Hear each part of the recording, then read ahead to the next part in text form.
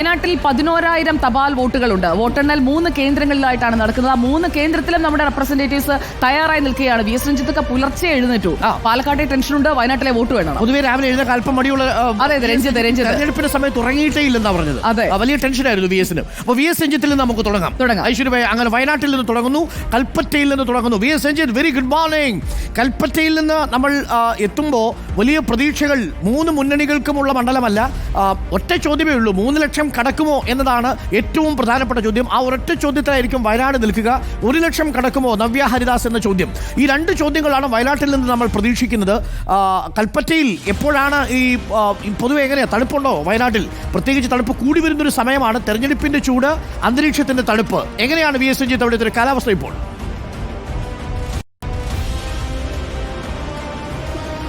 Doctor Arun, Sujaya, എനിക്ക് ഒറ്റ കാര്യം പറയാനുള്ളൂ. നിങ്ങൾ ഈ പാലക്കാടിൻ്റെ ആവേശത്തിൽ വയനാടിനെ മറന്നുപോകരുത്. കാരണം ദേശീയ മാധ്യമങ്ങളൊക്കെ ശ്രദ്ധിക്കുന്ന, അന്തർദേശീയ രംഗത്ത് പോലും ശ്രദ്ധിക്കുന്ന, കാരണം ഗാന്ധി കുടുംബത്തിലെ ഇളമുറക്കാരി മത്സരിക്കുന്ന ആദ്യത്തെ മത്സരമാണ്. അതുകൊണ്ട് വയനാട്ടിന് മറന്നുപോകരുത്.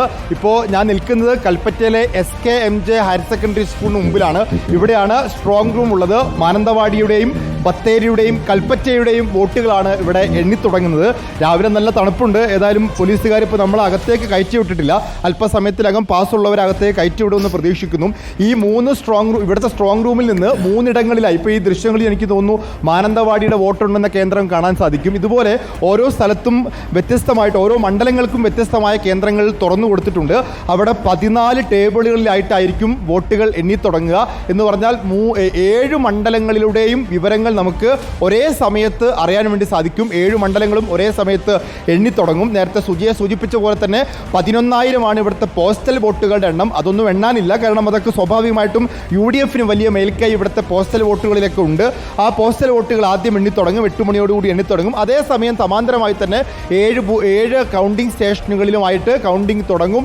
ആദ്യത്തെ ലീഡ് നിലയൊക്കെ നമുക്ക് അങ്ങനെ പ്രവചനാതീതമൊന്നുമല്ല വയനാട്ടിൻ്റെ കാര്യം. സ്വാഭാവികമായിട്ടും നേരത്തെ അരുൺ സൂചിപ്പിച്ച പോലെ ഇവിടുത്തെ ഒരു രഞ്ജിത്ത് 5:47 ആയിരിക്കുന്നു. പ്രിയങ്ക ഗാന്ധിയുടെ ഭൂരിപക്ഷം 3 ലക്ഷം കടക്കുമോ? 6 ലക്ഷം എന്നാണ് പ്രചാരണ കാലയളവിൽ രഞ്ജിത്തിനോട് സംസാരിച്ച കോൺഗ്രസുകാരെല്ലാവരും പങ്കുവച്ച പ്രതീക്ഷ. പക്ഷേ പോളിംഗ് ശതമാനം കുറഞ്ഞു. 3 ലക്ഷം കടക്കുമോ? അവരുടെ ഒരു അവസാന കണക്കുകൂട്ടൽ എത്രയാണ്? സുജിയ, പോളിംഗ് ശതമാനം കുറഞ്ഞത് സ്വാഭാവികമായിട്ടും UDF മാത്രമായിരിക്കില്ല വോട്ടുകൾ കുറഞ്ഞിട്ടുണ്ടാവുക. അത് BJPയുടെ കേന്ദ്രങ്ങളിലും അതുപോലെ തന്നെ CPM കേന്ദ്രങ്ങളിലുമൊക്കെ, അതായത് LDF കേന്ദ്രങ്ങളിലൊക്കെ കുറഞ്ഞിട്ടുണ്ട്. എന്നാലും ഈ 5 ലക്ഷം എന്ന് പറയുന്ന ഭൂരിപക്ഷത്തിലേക്ക് എത്താൻ സാധ്യതയില്ല. 3 ലക്ഷത്തിനും 3.5 ലക്ഷത്തിനും ഇടയിൽ ഭൂരിപക്ഷം ഉണ്ടാകും എന്ന് തന്നെയാണ് ഇപ്പോഴും UDF കേന്ദ്രങ്ങൾ വിചാരിക്കുന്നത്. അവരുടെ പ്രതീക്ഷ അതുതന്നെയാണ്. ഏതായാലും 5 ലക്ഷം എന്ന് പറയുന്ന സ്വപ്നത്തിന്, ആ സ്വപ്ന സംഖ്യയിലേക്ക് എത്തില്ല എന്നുള്ള കാര്യം നമുക്ക് ഉറപ്പാണ്. ആ കാര്യം UDF കേന്ദ്രങ്ങളും ഉറപ്പിക്കുന്നുണ്ട്. പക്ഷേ അതൊരു 3-3.5 ലക്ഷത്തിലേക്ക് വരെ എത്തിയേക്കാം. ഒട്ടും മോശമാക്കില്ല രാഹുൽ ഗാന്ധിയേക്കാൾ എന്നുള്ളതാണ്. കാരണം രാഹുൽ ഗാന്ധി ആദ്യ മത്സരത്തിന് ഇറങ്ങുമ്പോൾ 2019 4 ലക്ഷം ഭൂരിപക്ഷം ഉണ്ടായിരുന്നു. ആ ഭൂരിപക്ഷം കൊടുക്കാൻ പറ്റിയില്ലെങ്കിലും ഉപതെരഞ്ഞെടുപ്പിന്റെ ആവേശത്തിൽ അതൊരു 3.5 ലക്ഷം വരെ എത്തും എന്ന് UDF കേന്ദ്രങ്ങൾ പ്രതീക്ഷിക്കുന്നുണ്ട്. ഒപ്പം നേരത്തെ ഡോക്ടർ അരുൺ സൂചിപ്പിച്ച പോലെ തന്നെ നവ്യ ഹരിദാസിനെ പോലെ താരതമ്യേന ജൂനിയർ ആയിട്ടുള്ളൊരു നേതാവ് മത്സരിക്കുമ്പോൾ BJP എത്ര വോട്ട് പിടിക്കും, സത്യൻ മൊഗേരിയെ പോലെ ഒരു മുതിർന്ന നേതാവിനെ ഇറക്കി LDF എത്ര വോട്ട് പിടിക്കും എന്നുള്ളതൊക്കെ രാഷ്ട്രീയമായ ആകാംക്ഷകളാണ്. ആ ആകാംക്ഷകൾക്കൊക്കെ വയനാട് ഒരു 9:30-10 മണി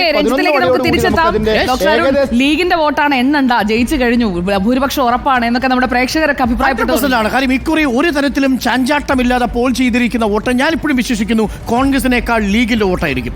ഒരു ചാഞ്ചാട്ടവും ഇല്ലാതെ എത്രമേൽ ലീഗിന്റെ വോട്ടുകൾ ചെയ്യാൻ സാധിച്ചിട്ടുണ്ടോ. അവിടെ ലീഗിന്റെ ചുമതലയുണ്ടായിരുന്ന PK ഫിറോസും വാസും എന്നോട് പറഞ്ഞിട്ടുണ്ട്, അവർ ചിട്ടയായ പ്രവർത്തനം, ഒരു കേഡർ പാർട്ടി പ്രവർത്തിക്കുന്നത് പോലെ അവരുടെ കേന്ദ്രങ്ങളിൽ നിന്ന് പരമാവധി വോട്ടുകൾ രാഹുൽ മാങ്കൂട്ടത്തിൽ നിന്ന് പാലക്കാടും അതേപോലെ വയനാട്ടിൽ പ്രിയങ്ക ഗാന്ധിക്കും അനുകൂലമായിട്ട് വോട്ട് ചെയ്തിട്ടുണ്ട് എന്നുള്ളതാണ്. ഏറനാട്ടാണ് ഏറ്റവും കൂടുതൽ വോട്ട് പോൾ ചെയ്തത്. ഏറ്റവും കുറവ് ചെയ്തിരിക്കുന്നത് സുൽത്താൻ ബത്തേരിയിലാണ്. അതായത് ബത്തേരിയിൽ കുറയുകയും ഏറനാട്ടിൽ പോളിംഗ് പെർസെന്റേജ് കൂടുകയും ചെയ്തിട്ടുണ്ട് എന്ന് പറയുമ്പോൾ തന്നെ ആ പറഞ്ഞ സ്റ്റേറ്റ്മെന്റ് വളരെ ക്ലിയർ ആണ്. ലീഗിന്റെ വോട്ടുകളെല്ലാം പെട്ടിയിലായിട്ടുണ്ട്. ലീഗാണ് കേട്ടോ, ആ കാര്യത്തിൽ ഒരു സംശയമില്ല. അത് CPM എങ്ങനെയാണോ BJP എങ്ങനെയാണോ കേഡർ വോട്ടുകൾ ബൂത്തിലെത്തിക്കുന്നത്, അതേപോലെ തന്നെ ലീഗിന് കൃത്യമായി എണ്ണം പറഞ്ഞ വോട്ടുകൾ ബൂത്തിലെത്തിക്കാൻ സാധിച്ചു. പ്രിയങ്ക ഗാന്ധിയുടെ കന്നിയംഗം ലീഗിന്റെ ഭാഗത്തു നിന്നുള്ള കോൺട്രിബ്യൂഷൻ എന്ന് പറയുന്നത് AK ബാലൻ സഖാവിന്റെ ഭാഷയിൽ പറഞ്ഞാൽ ക്രിസ്റ്റൽ ക്ലിയർ ആണ്. അപ്പോൾ ക്രിസ്റ്റൽ ക്ലിയർ ആയ തിരഞ്ഞെടുപ്പ് ഫലത്തിനായി പ്രിയപ്പെട്ട പ്രേക്ഷകർ ട്യൂൺ ചെയ്തിരിക്കും റിപ്പോർട്ടർ TVയിലേക്ക്.